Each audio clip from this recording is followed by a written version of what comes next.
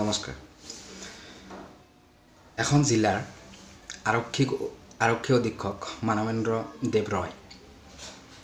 সেই আৰক্ষী অধীক্ষকজনক ছ'চিয়েল মিডিয়াত তথাকথিত হিন্দু নেতা সত্যৰঞ্জন বৰা আৰু তেখেতৰ কিছুমান অভদ্ৰ দালালবোৰ লগ লাগি আজি মানৱেন্দ্ৰ দেৱ ৰয় ছাৰক দুদিনমান হ'ল ফেচবুকত গোলকৰ ভিতৰত ৰাখি পোষ্ট কৰিছে, অপমান কৰিছে। তাৰ বাবে মোৰ বেয়া লাগিছে, সেইকাৰণে মই ক'বলৈ ওলাইছোঁ। সত্যৰঞ্জন বৰা, আপোনাৰ সামান্যতম লাজ নাইনে? আপুনি ইমান ভিৰৰ মাজত পৰি আপুনি মাৰৰ পৰা বাচিছে। আপোনাক কোনে বচাইছে? এজন মুছলমান যুৱকে বচাইছে। কিয় জানে? মুছলমানে কেতিয়াও অশান্তি নিবিচাৰে, শান্তি বিচাৰে। সেই মানুহজনৰো আঘাত লাগিছিল যেতিয়া আপুনি আজান বন্ধ কৰাৰ কথা কৈছিল বা ইছলামৰ বিষয়ে নোহোৱা কথাবোৰ আপুনি কৈ থাকে। আপুনি হিন্দুক বচাবলৈ আহিছে, কৈ থাকে হিন্দু বিপদত আছে, কিহৰ বিপদত আছে হিন্দু? আপুনি হিন্দু ধৰ্মৰ বিষয়ে কি জানে? আপুনি হিন্দু ধৰ্মৰ বিষয়ে যদি কিবা জানিলে হয় তেতিয়াহ'লে হিন্দু ধৰ্মক এনেকৈ আপুনি অপমান নকৰিলে হয়, হিন্দু ধৰ্মক সেৱ নকৰিলে হয়। আপুনি আজি বাহিৰত কি মেছেজ গৈ আছে আমাৰ যে ইণ্ডিয়াৰ অসম নামৰ এটা ৰাজ্য আছে, তাতে হিন্দু মানুহবোৰ ইমান বেয়া, মুছলমানৰ ওপৰত এনেকুৱা কৰি আছে। এই বেয়া মেছেজটো কোনে পঠিয়াই দি আছে? আপোনাৰ দৰে মানুহবোৰে পঠিয়াই দি আছে। আৰু SP ডাঙৰীয়াক আপুনি এনেকুৱাকৈ ফেচবুকত পোষ্ট কৰিছে, আপোনাৰ লাজ লগা নাইনে? SPৰ ফুল ফৰ্ম কি আপুনি জানে নেকি? SP কাক বোলে আপুনি জানে নেকি? SP মানে কি? SPৰ যোগ্যতা, SPৰ সন্মান আপুনি গম পায় নেকি? SP ডাঙৰীয়া মানৱেন্দ্ৰ দেৱ ৰায়ৰ সামান্যতম জ্ঞান আপোনাৰ নাই, আপুনি জানে? আৰু SP ডাঙৰীয়াক মই চেলুট জনাইছোঁ। SP ডাঙৰীয়াই আপোনাৰ দৰে অভদ্ৰ মানুহবোৰক তেনেকৈ নকয় কি ক'ব? আৰু সেই SP ডাঙৰীয়াই সততাৰ সতে কাম কৰি আছে, নিষ্ঠাৰে কাম কৰি আছে বাবে SP ডাঙৰীয়াই আপোনাক তেনেকৈ কৈছে। আপোনাক জানে আপুনি ধৰ্মীয় মেৰুকৰণ লৈ আপুনি নিজৰ মুনাফা লুটিব খুজি আছে।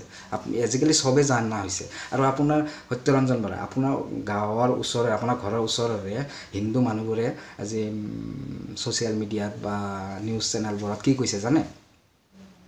যে সত্যৰঞ্জন বৰা আচলতে অলপ বেছি হৈছে বা সত্যৰঞ্জন বৰাক আমি ছাপোৰ্ট নকৰোঁ। আপোনাৰ লাজ নাইনে অলপ?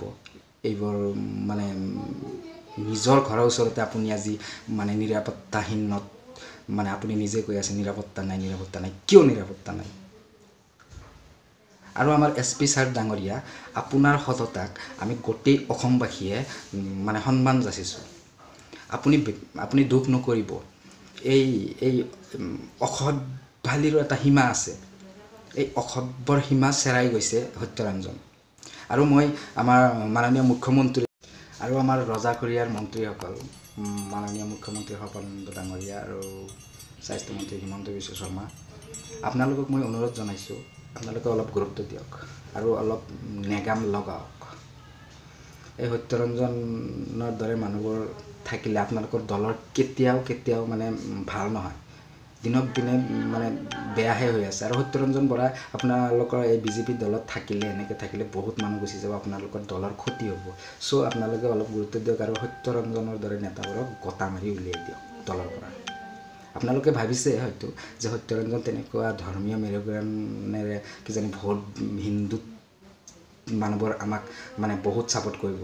নাই, এনেও ছাপোৰ্ট কৰিব আপোনাক, হিন্দুৱেও কৰিব, মুছলমানেও কৰিব। কিন্তু সত্যৰঞ্জনৰ দৰে খেলবোৰ খেলি থাকিলে হিন্দুৱেও ছাপোৰ্ট নকৰে, মুছলমানেও ছাপোৰ্ট নকৰে।